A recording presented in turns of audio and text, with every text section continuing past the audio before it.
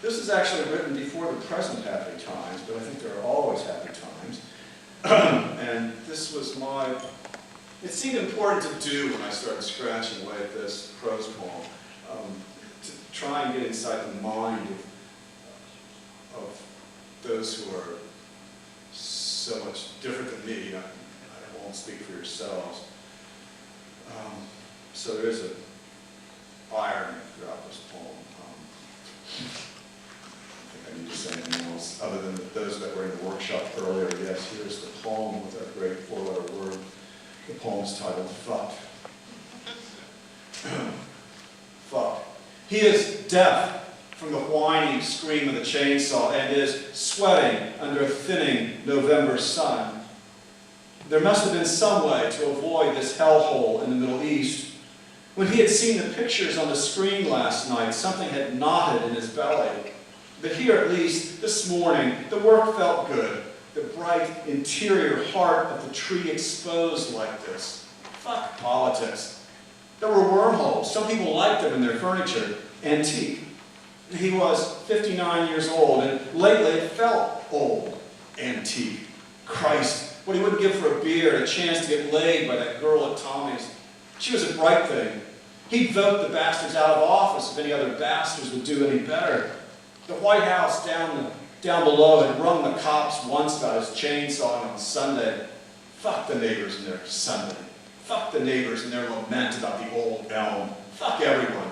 What was it his son had said in that poem? Fuck was a strong word, an Anglo-Saxon word, a good word that gets the job done. He was sharp, that boy of his, despite his politics. Funny how the kid can be so sharp and dumb all at once. How anyone could believe those sissy liberal assholes. But worse, he began to think, how could anyone believe anything at all? Maybe all he needed was to introduce his son to Sheila down there at Tommy's. Maybe that was all anyone ever really needed. It was worth a try. One more cut, and he'd have the hour in and enough firewood for a month. It felt good. But Jesus, those little kids, that was what bugged him. Little kids, parts of their bodies just strewn across the ground like windblown trash. And our boys did this? Something was fucked.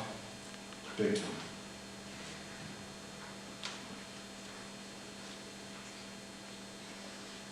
I think. How are we doing here?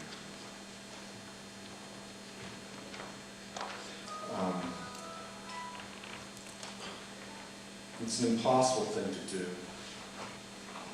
to try and write about present times. Sometimes the only way we can do that is to go to the past. This poem is an old woman remembering, we're kind of in and out of time in this poem, remembering the Second World War. Perhaps it's a reminder how we don't need ever again any new wars. I do reference the little island Peleliu, which was a tiny, tiny island in the South Pacific over which obscene amounts of blood were spilled. Restless. It's going to be 7 high, I think I said. Restless. In spectacular sunlight, the old woman's fingers never stop. Knit and purl, knit and purl. They work an invisible and resilient yarn. I wonder what she is making, or rather, when it was, and where.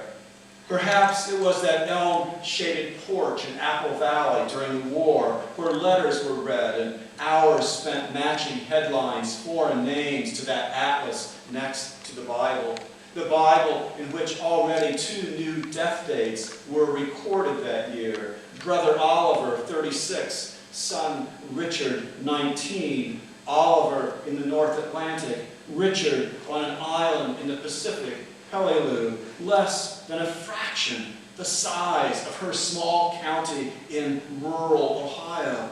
Such size puzzled her, seemed unfair, unseemly. Maybe that's why she was so good with her hands, rarely dropping a stitch, producing perfect sweaters and scarves and afghans. But I think now it's nothing so elaborate as a sweater, only a pair of socks, practical, simple, what the boys needed. And maybe her hands are simply searching another pattern, that one we all reach for, wishing to bring the dead back from dying, to bring them back who've gone away from us, away from the touch of hands that once could mend anything if there was enough yarn, enough light, enough tongue.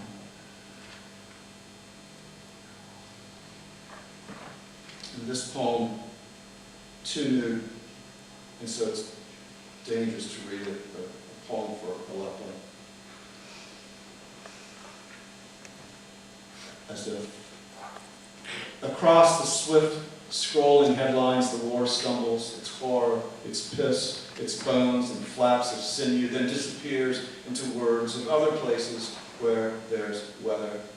Here, there's no weather, only a house without a door without a house, smoke standing in the clouds. A horse stands by a burning field with white eyes outshining the dark.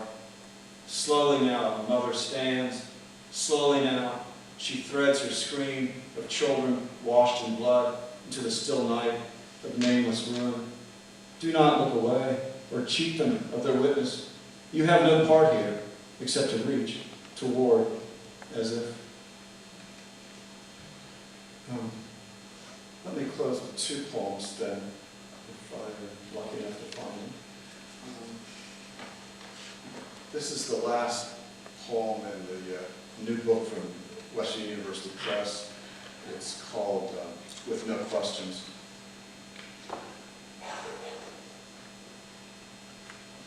With no questions. A steady sheet of rain is slipping through the woods. Apple blossoms plastering the ground, the last snow, our first sorrows. The gentle rush of the creek will be both dirge and lullaby. A barred owl stutters deep in the beech grove. My tea is cooling where it sits on the windowsill. The rain lifts its last skirts over the ridge and leaves a dripping quiet in its wake.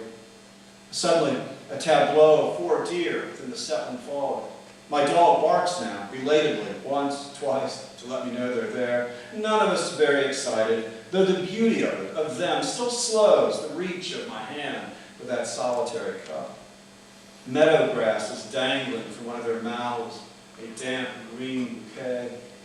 When I stumble, drawing closer, their matchstick legs ferry them effortlessly down the rocky bank, their taupe velvet flanks soft as kisses, tough as weathered callus, their black eyes, their black noses, every part marvelously balanced.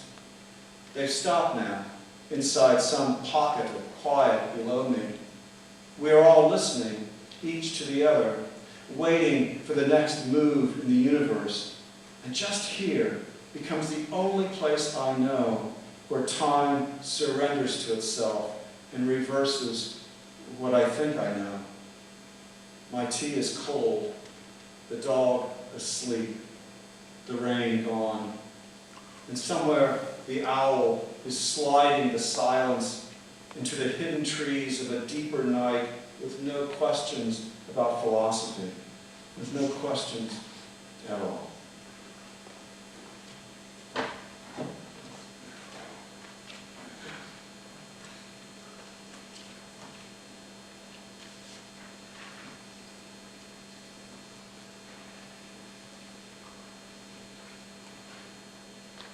Sorry for the delay. Simply read it from the book. This is called Whitman and Wright Visit the Wheeling Middle School. And let me tell you, there's nothing scarier than to stand in front of a group of middle school students as a public. So, a couple of things you need to know. I think for a change, I have a group of folks who know James Wright, so not much more about him. Other than he also, besides reverencing people who went to the river, he also loved all the ethnicities that lived there in that heavily industrialized Upper Ohio Valley. I can testify that the Serbo-Croatian Club still has its doors open in Wheeling. And the Polak Church, though, as it says here, is sadly gone. Wheeling is famous for its breweries. There once were 40, 50, 60 different breweries in Wheeling, a great German town. And the famous Canadian beer, Labatt's, takes its recipe from an original recipe from Wheeling, West Virginia. And I will mispronounce Mozart on purpose because back home we say Mozart. And every park in Wheeling had its own beer. So, lots of beer. And the uncut hair of graves you recognize from the song of myself. Whitman and Wright visit the Wheeling Middle School. And sometimes you find yourself in an old gymnasium listening to the roar of the crowd. A Friday night, the strange metallic sound of basketballs and warm-up echoing. You're just hanging with the guys, looking for the girl you wanted to ask out, but you turn chicken again. And suddenly you're older, lots older, and there are all these kids, and you have to read them a poem, and you think, does anyone really want to hear a poem? And the rafters are still ringing with the refs' whistles, and it's a rainy night in Wheeling, West Virginia, and the cops are trolling for deadbeats like you, and the river's dark with suicides, and James Wright's been gone 40 years, and these kids never heard of him anyways. Even his Polacks are diminished, their church gone, and yet still they sit. Their bright eyes, a less biased interrogation than expected. And somewhere there's a boy in detention, not because he's bad, but because his dad's drunk again, and cussing is the only response to a teacher who doesn't understand. And now you imagine someone has sprung him, and he's sitting here too, and you're speaking to him, and why is he listening? Why isn't he leaving? Why aren't they all leaving? Why aren't they throwing things at you? But they keep sitting there still as statues, as urns, as thirsty for words, as a nation in peril. And so you begin to whisper the little hidden things about love, treading lightly for teachers, principals patrol these airways. Not that they're bad, but it is America, 2017.